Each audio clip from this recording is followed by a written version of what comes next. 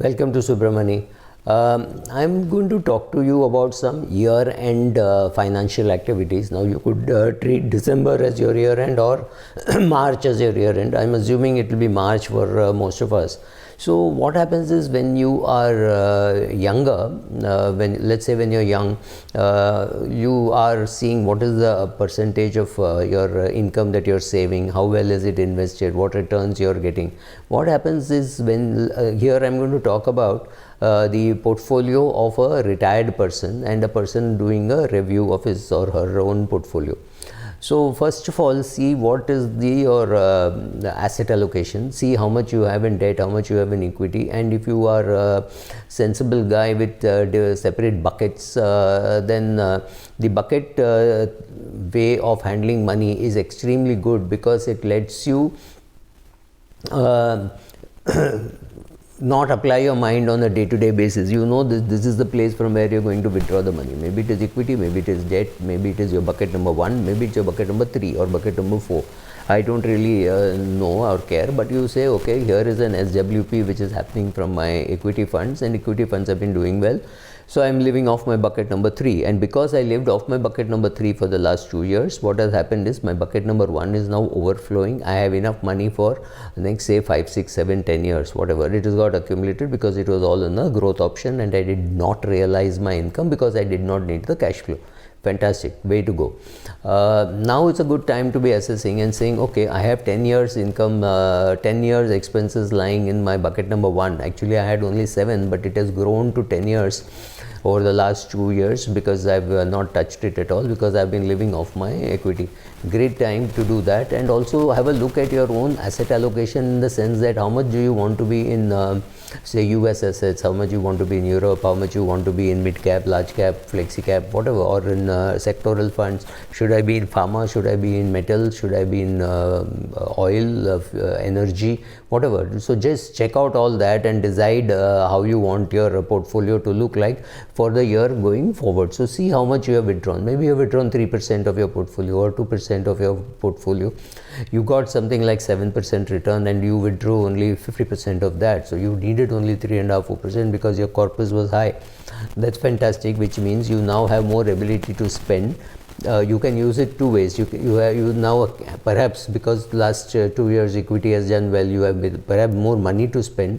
If you don't want that, you can reallocate to less volatile assets. You say, okay, I have so much money in equity, let me remove some money from equity and put it in bucket number 1. Remember, your bucket number 1 is already bulging. You have 10 years expenses lying there, but you think that this is a great time to be getting out of equity, especially I want to get rid of mid cap and small cap, and I want to get into large cap, or you want to get out of a large cap, you want to get into mid cap and small cap. This is not a portfolio advisory work which I am doing, and therefore I am indifferent to what you do, but largely saying a reallocation of your assets, finding out what percentage of your assets you spent, say what returns you got, your asset allocation, and seeing whether your asset allocation is as per your plan, or has it happened that in spite of the fact that you withdrew from your equity funds, you still have a lot of money lying in equity, and that's not a very comfortable position for you because you're mentally not ready for it, and the fact that you don't require it. Maybe you're 77 years of age or 78 years of age, and you now realize that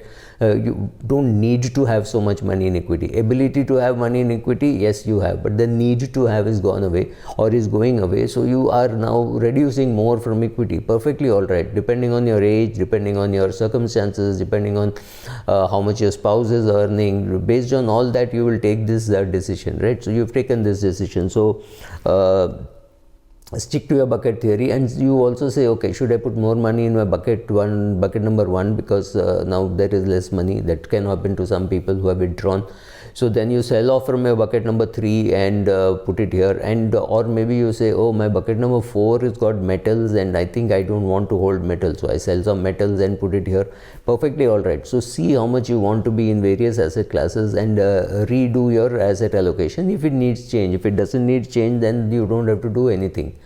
right? So check your spending rate, you of course will see how much returns you got. You also then check your spending rate and see whether you're happy for that. Next is assess how much money you will need for, say, the year, current year, that is 2022, 23, 24, and see if there is any great requirement of cash coming from some quarter or the other, right?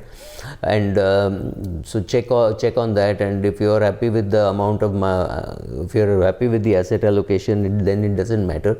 And if your requirement of cash is being met by systematic withdrawal, either from bucket number 1 or bucket number 3, or maybe you sell some gold and put it in bucket number 1, whatever you decide, check out how much cash you need for 2-3 years, including some lump sum which has to be, maybe you're planning a foreign trip, maybe you're planning a gift for your children, whatever. You've reached that stage, right? So having sized up the bucket number 1, see how much you need to sell from bucket number 3, or maybe even from bucket number 2 to fill up bucket number 1, or like I said, selling of some gold or real estate. Now also check out whether you are going to be happy with this asset allocation after 5 years or 7 years, or is it time for me to go and buy an annuity and say, let me reduce my complexity. I'm already 75 years of age or 77 years of age. I have put a lot of my money into index funds. I don't want to break my head over long-term capital gain, short-term capital gain. Whenever I want money, I will withdraw, and if it is long-term, I'll pay long-term gain. If it is short-term, I'll pay short-term gain, right? So that, then keep checking, saying, okay, if the equity market goes down from here, do I reallocate? Do I remove some money from my bucket number 1, which is which is bulging with 10 years expenses? I need to have only 5 years expenses. So should I remove from my bucket number 1 and to put it into bucket number 3? Or should I wait for bucket number 3 to go up a little bit and actually sell? So is it a buy on dips market, or is it a sell on rise market? That's a decision that you have to take. Don't look at some videos and say, oh, this is what this person is saying. It is your call. Ultimately, it is your call. What any expert says, what even I say, that market large cap will go up, small cap will go down, or small cap will go up, mid cap will go down, whatever. Don't get into all these nuances if you can't handle it. I can't handle it, so therefore I've done a video saying why I have cut down my social media interactions. You may not be able to see that, but yeah, that's happening. Also, the pandemic gave us a great opportunity to be able to help people. So I'm helping a few people, and I don't like to give a lump sum. So somebody came, young kids, 20, 21 years of age, lost both parents to the pandemic. So everybody around me was raising money in a lump sum and I said I would prefer paying her whatever be the amount, 500, 1000, 2000 on a monthly basis rather than a lump sum of 20, 25,000, because you don't know whether those kids have the ability to manage that money. So I said every month every family needs at least 500 rupees, 2000 rupees, 3000 rupees to buy grocery and vegetables and milk, etc. So I will go and give this amount on a monthly basis. So over a 3-year period it works out to about 1,00,000 rupees. But I still thought it was better than giving lump sum to a person about whom you have no knowledge whether they have the skill. So tie up your charitable giving. The